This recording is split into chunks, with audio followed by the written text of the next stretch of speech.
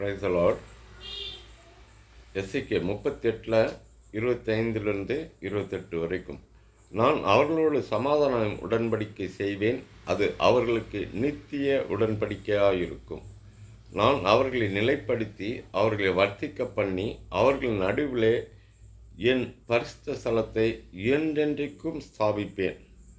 என் வாசஸ்தலம் அவர்களிடத்தில் இருக்கும். நான் அவர்கள் தேவனாயிருப்பேன், அவர்கள் என் ஜனமாயிருப்பார்கள்.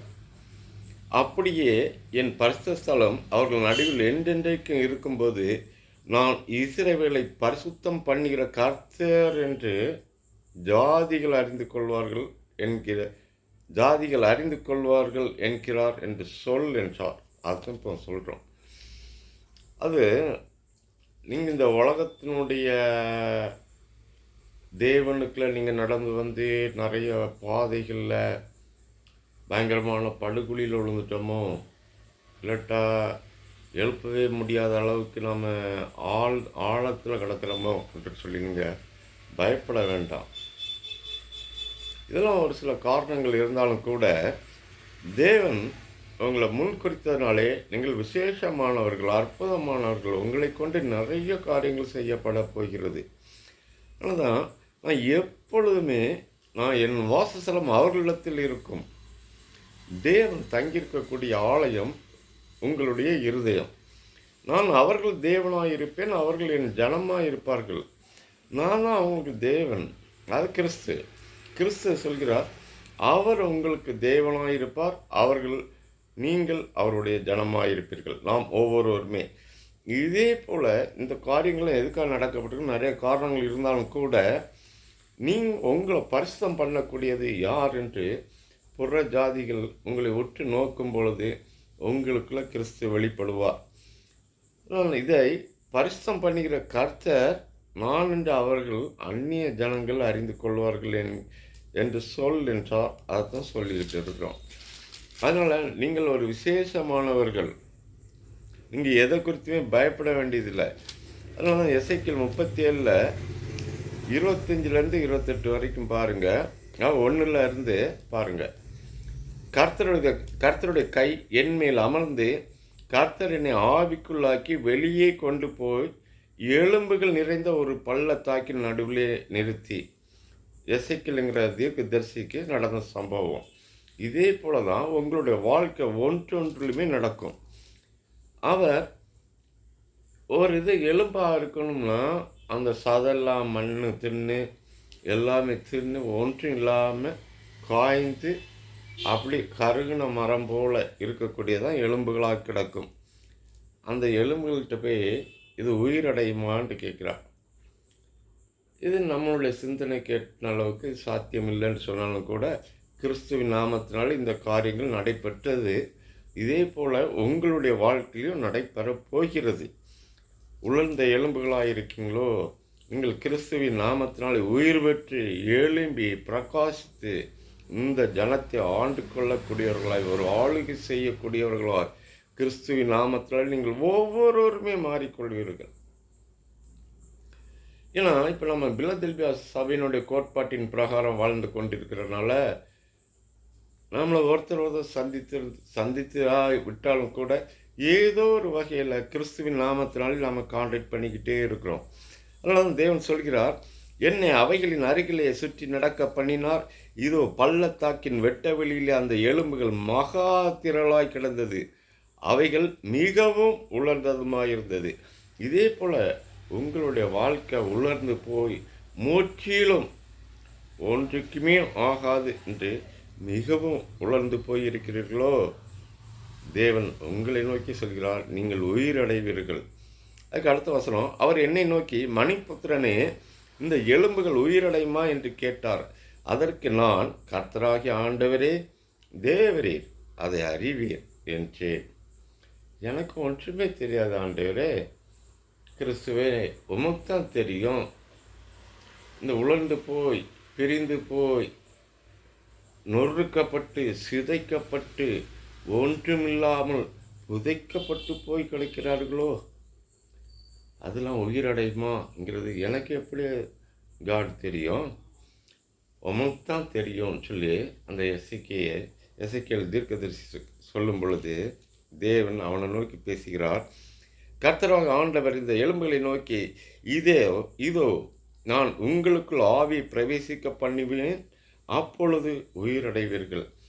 இதே ஆவியினுடைய பலம் நாம் ஒவ்வொருவருடைய சரீரத்திலும் இன்று கிறிஸ்துவின் நாமத்தினால் கிரியை செய்கிறது.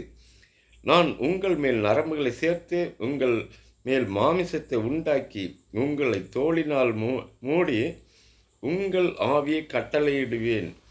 அப்பொழுது நீங்கள் உயிரடைந்து நான் கர்த்தர் என்று அறிந்து கொள்வீர்கள் என்று உரைக்கிறார் என்று சொல். எனக்கு கட்டளையிட்டபடியே நான் தீர்க்க தரிசனம் உரைத்தேன்.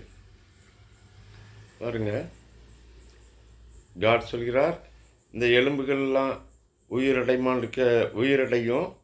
இது முதல்ல உலர்ந்த எலும்புகள்லாம் அப்படியே ஒன்றா ஜாயிண்டில் நரம்புகள்லாம் ஜாயிண்ட் ஆகும். அதுக்கப்புறம் மாமிசம் சேரும். அதுக்கப்புறம் அது உயிரடையும்.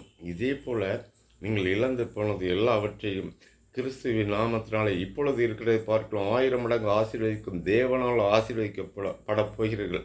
அது நீங்கள் இழந்ததெல்லாம் ஒன்றாக நீங்கள் பெற்றுக்கொள்வீங்க. இதை உங்களுடைய வாழ்க்கையில் பார்க்கும் பொழுது தான் அந்நிய ஜனங்கள் இவங்களுக்குள்ள இவ்வளோ பெரிய கிரியை, இவங்களுடைய சாற்றே முடிஞ்சிட்டு நினச்சாமே இப்போ பூத்து காய்த்து குலுங்குறாங்களே எப்படின்னு சொல்லி உங்களை உற்று நோக்கும் பொழுது, நான் தேவன், அது கிறிஸ்து தேவன் என்று அறிந்து கொள்வார்கள் என்று சொல் என்றால் அதைத்தான் நம்ம இன்றைக்கி சொல்லிக்கிட்டு இருக்கிறோம். அதன்படி எனக்கு கட்டளையிட்டபடி நான் தீர்க்க தரிசனம் உரைத்தேன். தீர்க்க தரிசனம் உரைக்கையில் ஒரு இரைச்சல் உண்டாயிற்று. இதோ அசை உண்டாகி ஒவ்வொரு எலும்பும் தன் எலும்புகளோடு சேர்ந்துச்சு. நான் பார்த்து கொண்டிருக்கிற இதோ அவைகள் மேல் நரம்புகளும் மாமிசமும் உண்டாயிற்று. மேற்புறமெங்கும் தோலினால் மூடப்பட்டது, ஆனாலும் அவைகளில் ஆவி இல்லாதிருந்தது. இப்படி இருக்கும் பொழுது தேவன் சொல்கிறார், இதுக்கு சதை மாமிசம் நரம்புகள் எல்லாமே ஒரு மனிதனுக்கு தேவையான எல்லாமே ஆனாலும் அது அசையாமல் கிடக்கு. இதே போல் உங்களோட வாழ்வில் இங்கே எல்லாம் இருந்த கூட நிறைய பேர் எதுவுமே இல்லாத போல் ஒரு அசைவற்ற ஒரு உணர்வற்ற நிலைமையில் இருக்கீங்களோ, அப்படின்னா உங்களுக்குள்ள தேவ ஆவியினுடைய வல்லமை ஊட்டப்பட வேண்டும். அதனால தான் தேவன் அதை இன்னைக்கு ஊற்றிக்கிறார்.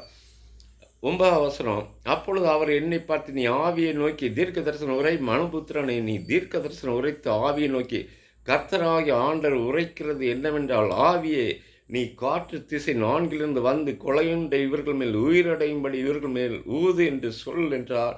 எனக்கு கட்டளையிட்டபடி நான் தீர்க்க தரிசனம் உரைத்தேன்.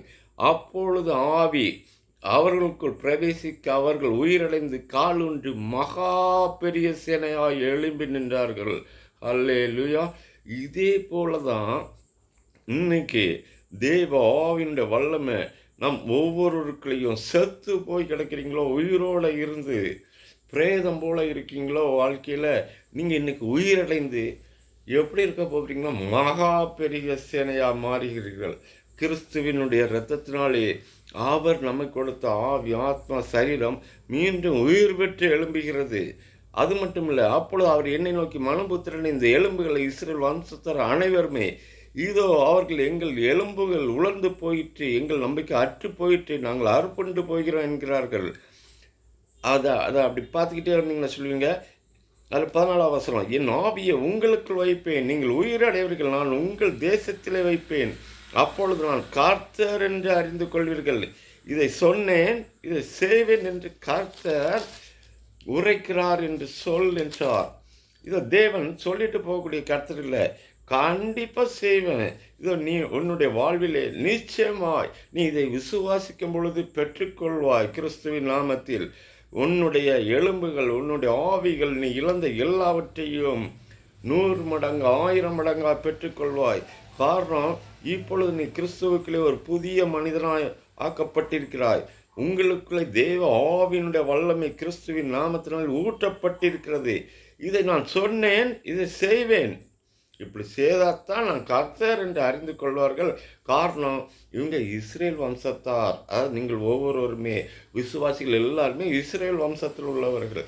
ஸோ அந்த இஸ்ரேல் வம்சத்தில் உள்ளவங்கிறனால அவங்கள ஆசீர்வதித்தே தீர்வேன். இதை சொன்ன கண்டிப்பாக செய்வேன் சொல்லிக்கிறார். நீங்கள் பெற்றுக்கொள்ள தயாரா?